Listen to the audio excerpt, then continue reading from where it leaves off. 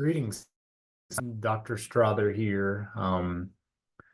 Wanting to go over our week two materials. So we're going to spend some time diving into this, the PowerPoints pretty much that we need to go over. So as we begin, I do want to give you some oversight in terms of where, again, to kind of orient yourself in this class. And so here we have our course files.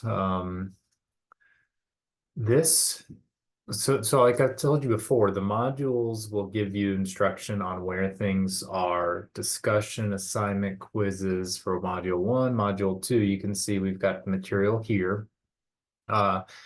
As well as it doesn't look like all my files are in here. So some of the resources that might be useful. You'll be able to find those over here under the files tab, and those are all ordered by module. So in module two, we got two PowerPoints we're going to go over. We've got the document for the assignment. Okay, so you could open that, actually read the document or print it out, and then upload it or input it with text entry into the assignments tab. Sometimes we have some resources. Here's a PDF about a thing we're going to do during module two. And then our notes outline, which is going to give you pretty much what the PowerPoints are without the colorful pictures. So yeah, let's go ahead and kind of dig into this. Module two is really all about the big three financial documents. And so in many ways, this is kind of the heart and soul of personal financial planning. It's how are we going to keep it all in order? Well, a lot of people have done a lot of things successfully and unsuccessfully to try to figure out their finances. And one thing a lot of people go back to is the fact that you really do need to keep track of things. In order to keep track of things, you're going to have to kind of create a system of your own. And so the big three documents involve a cash flow statement, a budget, and then a balance sheet. And so we'll be talking more in depth about each of those, okay? But what is this? Well, together they kind of make up this, we call it our personal financial statement, the big three documents. Some people just call it a budget, right? But it's also a tracking tool. It also helps us understand how we're growing financially, maybe areas that you might need to even improve in. So the first thing we want to do is figure out if we have money we're net positive in terms of our cash flow, because in order to do that, we're going to have to basically figure out what's coming in and what's coming out. And so step one is going to involve step two. Step two is going to involve the budget. Okay, so cash inflows involve the money that we make or that's given to us, money we have coming in. Cash outflows would be all of our expenses. So it's easier to keep track of inflows than outflows because outflows are going to involve various and sundry items, right? But that's going to be your budget. And so this next slide kind of deals a little with conspicuous consumption, and my title's hidden here, but the curious case of conspicuous consumption is really an interesting kind of topic or research topic I've looked into in the past, where we want to understand a little bit more about what makes us tick, because a lot of times our spending patterns and our money habits tend to revolve around who we are as a social beast, who we are as an individual, as a psychological animal, right? And so in ways that exists, I joke and call it the story of the hedonic treadmill. And so you can see the picture of the treadmill, but our spending is very much related to who we're around, and our financial satisfaction is all tied into that as well. And so a lot of times people call the story of our life and how we grow in terms of finding jobs and making money and spending that money a treadmill. It's called a hedonic treadmill, meaning that oftentimes we are stuck on a treadmill And when we try to think we're going faster, we're really not moving anywhere, because we tend to compare ourselves to people above our situation, not below us. And so, life is usually a story of progress, and very rarely do you zoom out far enough to see that kind of idea. An example of that would be this gentleman in the bottom right. His name is Diderot.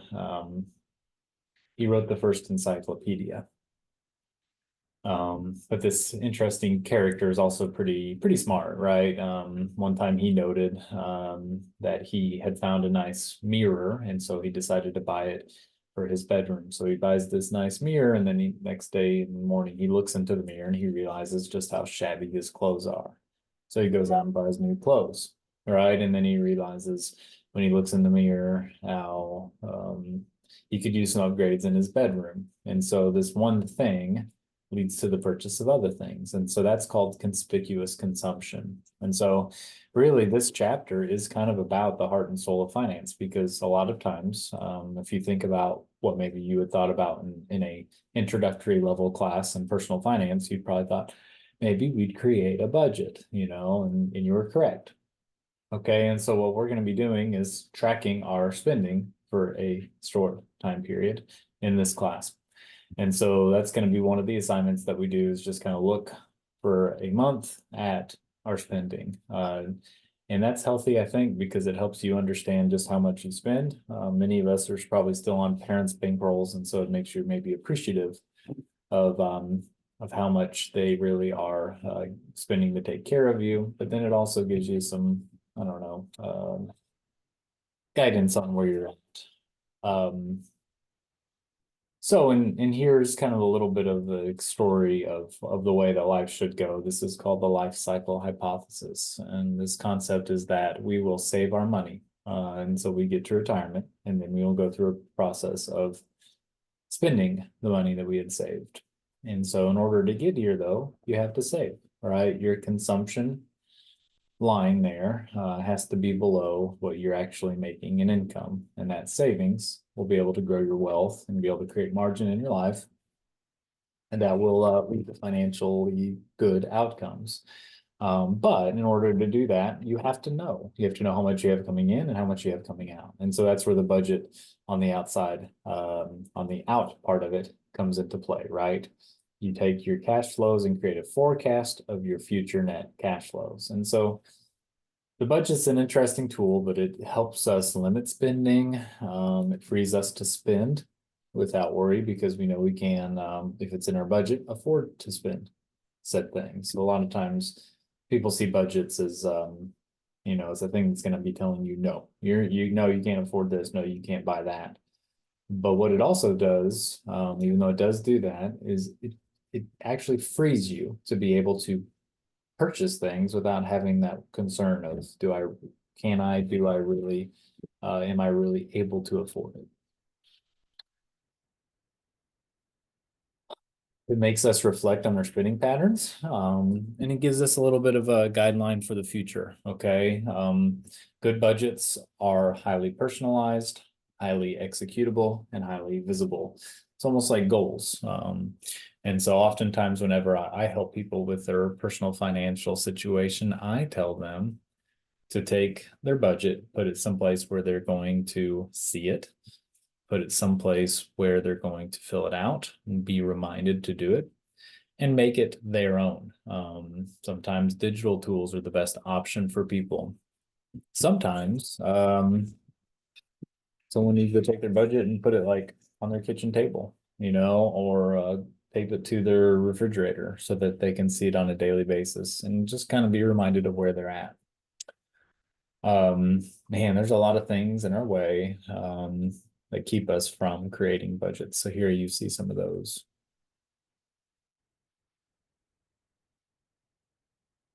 And I call it the paper paradox, because we want to be confrontational with our financial picture.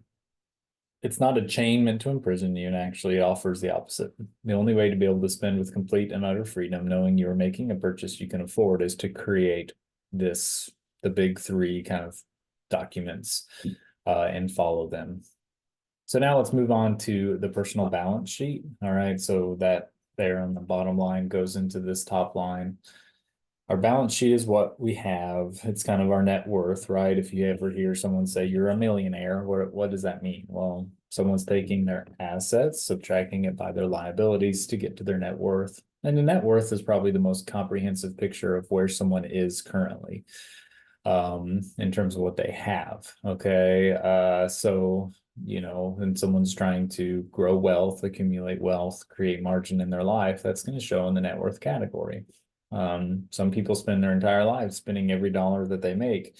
They never save, they never see an ability to be able to invest those dollars, and their net worth is negative after all that time period. Those people typically live paycheck to paycheck, are very stressed out financially, have concerns about whether or not they're going to be able to retire. Those people sometimes go bankrupt.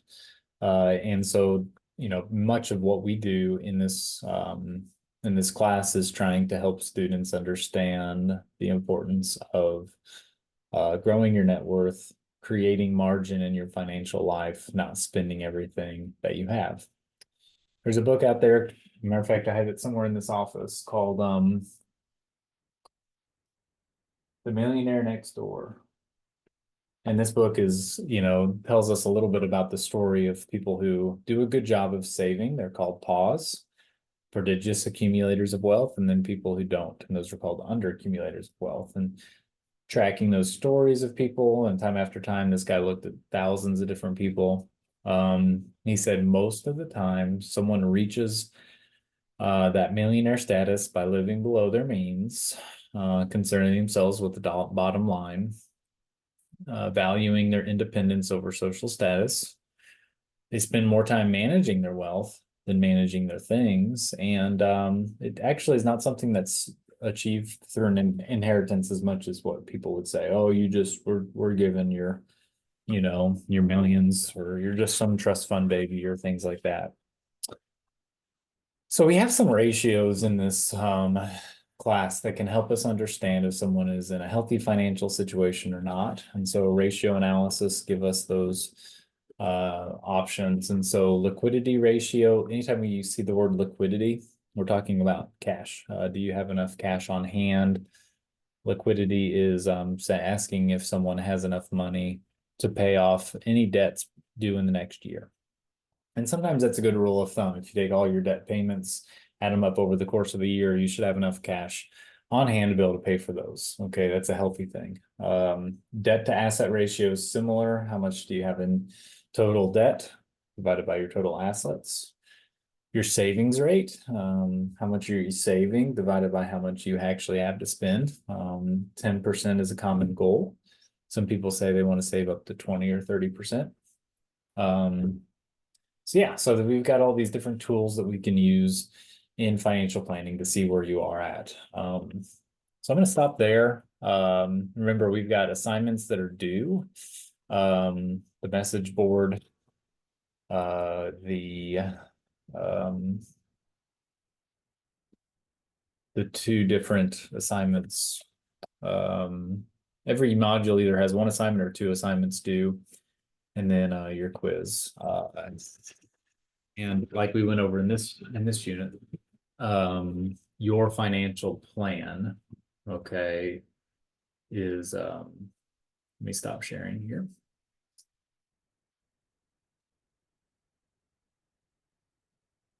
There we go. Your financial plan is, or your financial picture is this assignment that's going to be a little more applications based. And things come up. There's many reasons why students your age can't do all of the things that are asked in those. And so I just ask you to do your best. Write down what, for instance, it might ask, what do you have in terms of income, or how much you have in terms of spending. And so I'd like for you to track your spending, even if it's your spending your parents' money, put that down so that we can have a gauge for these things and start to get in the habit of looking at our finances more closely. Thank you guys. Have a good one.